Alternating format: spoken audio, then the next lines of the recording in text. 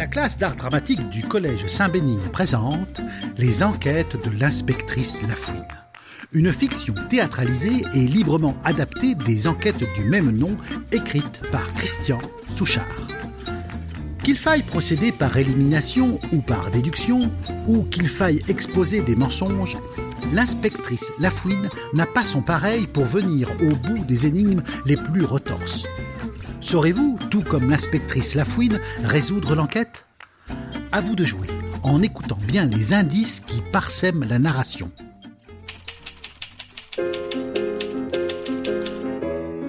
L'inspectrice Lafouine tint par rapport sur sa machine à écrire quand soudain, la sonnerie du téléphone retentit. Inspectrice Lafouine ? Oui, inspectrice Lafouine de la brigade judiciaire, j'écoute. Inspectrice, je suis contente de vous avoir au téléphone. Je suis Véronica, la dame de ménage, de monsieur Alexander Valéry Karpov. Monsieur Alexander est mort. Il est allongé sur le sol. Il ne respire plus. Il est tout bleu, inspectrice. C'est horrible. Ne bougez pas, mademoiselle. Nous arrivons. Ne touchez à rien. Surtout, ne touchez à rien. Il s'agit de monsieur Alexander Valéry Karpov, le riche homme d'affaires, c'est bien ça ? Oui, inspectrice, c'est bien lui. Monsieur Alexander. Vous avez bien fait de m'appeler, mademoiselle. Vous avez appelé les secours ? Oui, je viens de le faire. Ils vont arriver. Très bien. Dites-leur de ne pas ébruiter l'affaire. Très bien, inspectrice. Je vais le leur dire. Après un quart d'heure de route, l'inspectrice Lafouine arrive devant la villa du célèbre homme d'affaires d'origine russe. Les secours viennent d'arriver. Il est accueilli par une jeune femme qui le conduit directement sur les lieux du crime. Inspectrice, vous voilà enfin. Venez, c'est par ici. Ces messieurs des secours viennent de voir monsieur Alexander.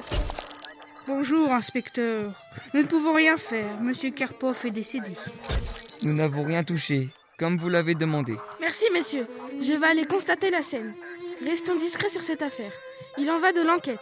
Monsieur Karpov est un puissant homme d'affaires. Nous serons très discrets, inspectrice. Dans le couloir qui mène aux chambres, un corps est allongé. L'inspectrice Lafouine se penche et constate qu'il s'agit bien d'Alexander Valéry Karpov. Il ne fait aucun doute qu'il a été tué par une strangulation.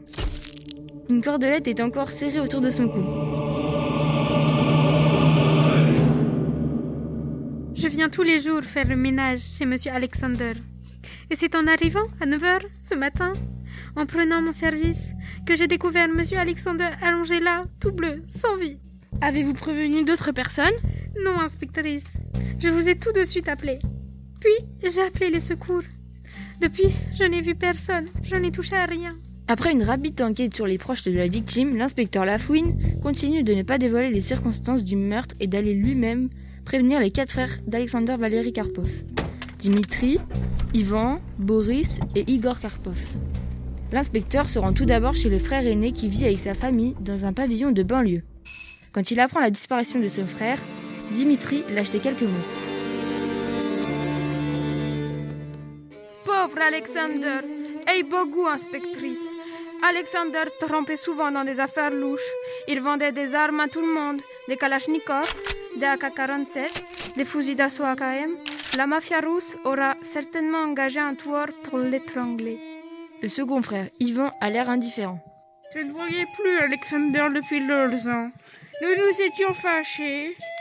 Il avait refusé de me prêter de l'argent. Qu'il soit mort ne me fait ni chaud ni froid. Boris semble plus affecté par la nouvelle de décès. J'étais le seul à le comprendre. Il m'invitait souvent quand il partait en voyage d'affaires. Je lui servais de secrétaire. Il a toujours été beau avec moi. L'inspectrice Lafouine ne peut pas questionner le dernier frère. Il est parti en Russie le jour même du meurtre. D'après sa logeuse, Igor est parti précipitamment. Inspectrice, je ne comprends pas, monsieur Igor Karpov. Il est parti rapidement sans même dire au revoir. Lui qui était si gentil. De retour au commissariat, l'inspecteur Lafouine relit ses notes prises sur son petit carnet. Soudain, il s'écrie. Bon sang, mais bien sûr ! Quartier, Grelot, allons arrêter le meurtrier, venez avec moi. L'inspectrice Lafouine et ses 2 policiers, les lieutenants Cartier et Grelot, prennent le fourgon de la police pour arrêter le meurtrier avant qu'il ne s'échappe. Et vous, avez-vous trouvé le coupable ?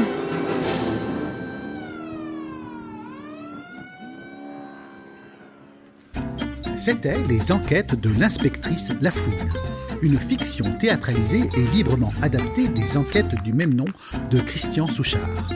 Une fiction interprétée par les élèves de la classe d'art dramatique du collège Saint-Bénigne. La solution de cette enquête vous sera révélée dans notre prochain podcast. Nous vous donnons rendez-vous tout bientôt. D'ici là, portez-vous bien pour être en forme pour d'autres enquêtes audiophoniques.